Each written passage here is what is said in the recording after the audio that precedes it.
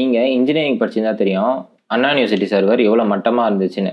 Night 12 மணிக்கு release ஆகுற ரிசல்ட்ட at a time எல்லாரும் பார்க்குற டைம்ல வெப்சைட் லோடே ஆகாது. அதுக்கு காரணம் என்ன சொல்லுவாங்கன்னா, சர்வர் டவுன்னு சொல்லுவாங்க. இந்த சர்வர் டவுன் ஆச்சுன்னா வெப்சைட் லோடே ஆகாது. ஸோ இப்போ சர்வர் டவுன்னு சொல்ற அந்த சர்வர் டெர்ம் வந்து இப்போ கிளவுடுன்னு சொல்றாங்க. இந்த சர்வருக்கும் இந்த கிளவுடுக்கும் என்ன வித்தியாசம்ன்றது தான் இப்போ பார்க்க போறோம். ஸோ ஃபர்ஸ்ட் சர்வர்னா என்ன அப்படின்னு முழுசா தெரிஞ்சுக்கிட்டா தான் கிளவுடுனா என்ன போக முடியும். ஸோ அப்புறம் தான் நம்ம ரெண்டுத்துக்குள்ள டிஃப்ரென்ஸை பார்க்க முடியும். வணக்கம் நண்பர்களே. இந்த சர்வர்னா என்னன்னு தெரிஞ்சுக்கிறதுக்கு நீங்கள் ஒரு இணையதளம் இல்லைனா செயலி, அதாவது வெப்சைட் இல்லைனா ஒரு அப்ளிகேஷன் டெவலப் பண்ணுறீங்கன்னு வச்சுப்போமே. இந்த இணையதளத்தையும் ஒரு செயலியையும் கொண்டு போய் மக்கள்கிட்ட சேர்க்கறதுக்கு நீங்கள் ஒரு கம்ப்யூட்டரில் அப்லோட் பண்ணுறீங்க. அந்த கம்ப்யூட்டர் வந்து இன்டர்நெட்டோட கனெக்ட் ஆகிருக்கும்.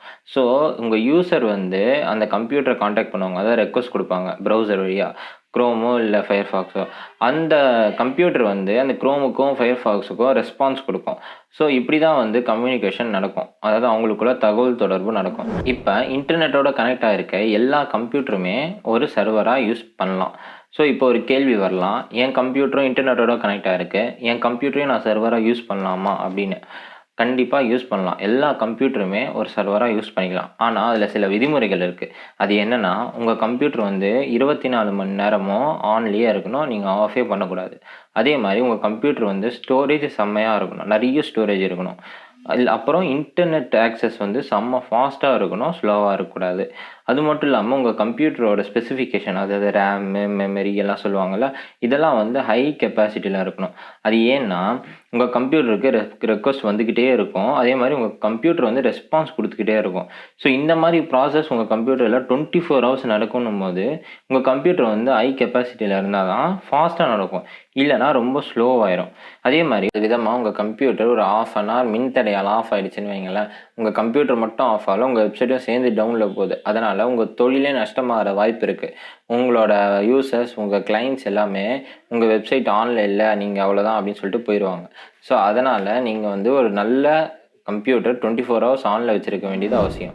இதை விட முக்கியமான விஷயம், உங்கள் சர்வர், அதாவது உங்கள் கம்ப்யூட்டர் ஹை செக்யூரிட்டியில் இருக்கணும். ஏன்னா நீங்கள் நல்லா வளர்ந்து ஒரு லெவலுக்கு வந்துட்டிங்கன்னா உங்களை சுற்றி இருக்க பிஸ்னஸ் பீப்புள் உங்களை எப்படி மடக்கலான்னு யோசிப்பாங்க. அப்படின்றவங்க உங்கள் சர்வரை தான் ஃபஸ்ட்டு டார்கெட் பண்ணி அதை அப்படியே க்ளோஸ் பண்ணி உங்கள் டேட்டாவை திருடுறதுக்கு வாய்ப்பு இருக்குது. ஸோ அப்படிலாம் இருக்கும்போது உங்கள் கம்ப்யூட்டர் கண்டிப்பாக ஹை செக்யூரிட்டியில் இருக்கணும். ஸோ இதெல்லாம் நீங்கள் பார்த்துக்கணுன்னா முதலியே நிறைய இந்த சர்வருக்கு மட்டுமே இன்வெஸ்ட் பண்ண வேண்டியது வரும்.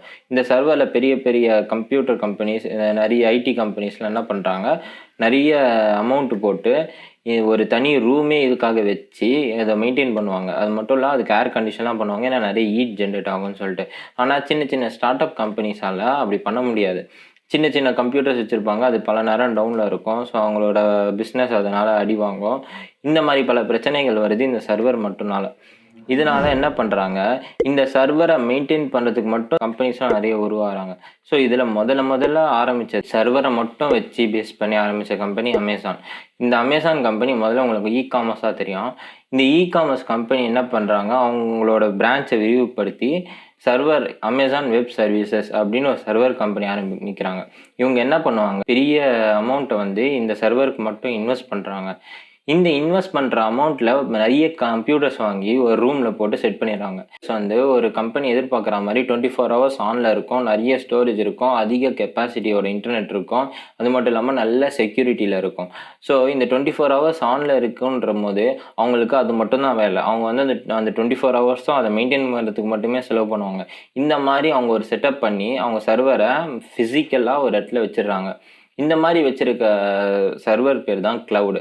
இப்போது சின்ன சின்ன ஸ்டார்ட் அப்ஸ், இப்போ நானே ஒரு ஸ்டார்ட் அப் ஆரம்பிக்கிறேன், நான் என்ன பண்ணுவேன், அவங்கக்கிட்ட இருந்து எனக்கு எவ்வளோ தேவையோ அதுக்கேற்ற மாதிரி வாங்கிப்பேன். இப்போ நான் சின்ன கம்பெனி தான் ஆரம்பிக்கிறேன், என்னோடய யூசர்ஸ் வந்து ஒரு 500லேருந்து 1000 பேர் தான் இருப்பாங்கன்னா அதுக்கேற்ற சிஸ்டமை நான் ப்ரிஃபர் பண்ணுவேன். ஃபார் எக்ஸாம்பிள் வந்து ஒரு 2 GB ரேமு, ஒரு 500 GB மெமரி, சும்மா எக்ஸாம்பிளுக்கு சொல்கிறேன். இந்த மாதிரி ஸ்பெசிஃபிகேஷனோட ஒரு சிஸ்டமாக நான் வாங்கிப்பேன்.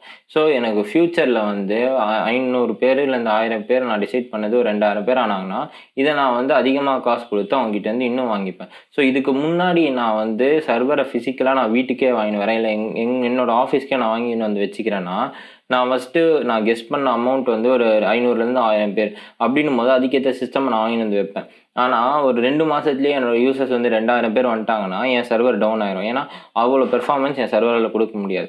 ஸோ நான் திருப்பி நிறைய அமௌண்ட்டு செலவு பண்ணி அதை அப்கிரேட் பண்ண வேண்டியது வரும். அதுக்கு ரேமு அதுக்கோட மெமரிலாம் அதிகப்படுத்த வேண்டியது வரும். ஆனால் இப்போ எனக்கு ரொம்ப ஈஸி. அமேசான் கிட்ட காசு கொடுத்தா போதும், அவனே எனக்கு வந்து அவனோட மெமரியிலேருந்து எக்ஸ்ட்ராவாக நமக்கு கொடுப்பான். ஸோ இந்த மாதிரி ரொம்ப ஈஸியாகிடுச்சு க்ளவுட் வந்ததால். இந்த க்ளவுட் கம்ப்யூட்டர்ஸ் வெறும் சர்வராக மட்டும் உபயோகப்படலைங்க. ஏன்னா வந்து அந்த கம்ப்யூட்டர் வந்து வெறும் சர்வருக்கு மட்டும் அவங்க செய்யலை. அவங்க செஞ்சது வந்து நிறைய விஷயத்துக்கு இன்டர்நெட் ஆஃப் திங்ஸ்ன்னு சொல்லுவாங்க. இந்த மாதிரி நிறைய ரிமோட் ஆக்சஸ், அதாவது உங்கள் வீட்டில் இருந்தே நீங்கள் உட்காந்த இடத்துல இருந்தே நீங்கள் உங்கள் லைட்டை கண்ட்ரோல் பண்ணுறீங்கன்னா அதுக்குமே இந்த க்ளவுட் கம்ப்யூட்டிங் தான் யூஸ் ஆகுது. ஸோ இந்த மாதிரி பல்வேறு உபயோகங்களோட இந்த க்ளவுட் கம்ப்யூட்டிங் ஒர்க் ஆகிட்டு இருக்கு இப்போ. ஸோ இப்போ சர்வருக்கும் க்ளவுடுக்கும் உள்ள வித்தியாசம் தெரிஞ்சிருக்கும். சர்வர்னால் ஒரு கம்ப்யூட்டரை நீங்கள் உங்கள் கம்பெனிக்கும் வாங்கின்னு வந்து வச்சு அதை வந்து உங்கள் வெப்சைட்டை ரன் பண்ணுறதுக்கு யூஸ் பண்ணிங்கன்னா அது பேர் சர்வர். இதே யாரோ ஒருத்தர் ஒரு கம்ப்யூட்டரை மெயின்டைன் பண்ணுறாரு, அவர்கிட்ட இருந்து நீங்கள் வந்து கடன் வாங்கி ரெண்ட்டு வாங்கி நீங்கள் வந்து உங்களோட வெப்சைட்டையோ உங்கள் அப்ளிகேஷனை ரன் பண்ணுறீங்கன்னா அது பேர் க்ளவுடு. இவ்வளோதாங்க க்ளவுடுக்கும் சர்வருக்கும் உள்ள வித்தியாசம்.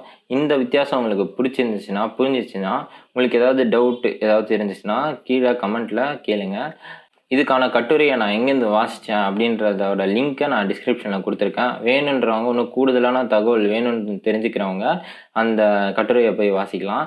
ஸோ இதில் வந்து நிறைய டேர்ம்ஸ் இருக்குது. ஸ்கேலபிலிட்டி, அவைலபிலிட்டிலாம் சொல்லுவாங்க. ஸோ இந்த மாதிரி தனித்தனி டேர்ம்ஸ் அந்த கட்டுரையில் நல்லா விலாவரியாகவே கொடுத்துருக்காங்க. நீங்கள் போய் வாசித்து தெரிஞ்சுக்கலாம். அதுவுமே நான் சொல்லணும்னா கீழே கமெண்ட்டில் சொல்லுங்கள். அடுத்த வீடியோவில் முடிஞ்ச வரையும் நான் செய்ய ட்ரை பண்ணுறேன். நன்றி, வணக்கம்.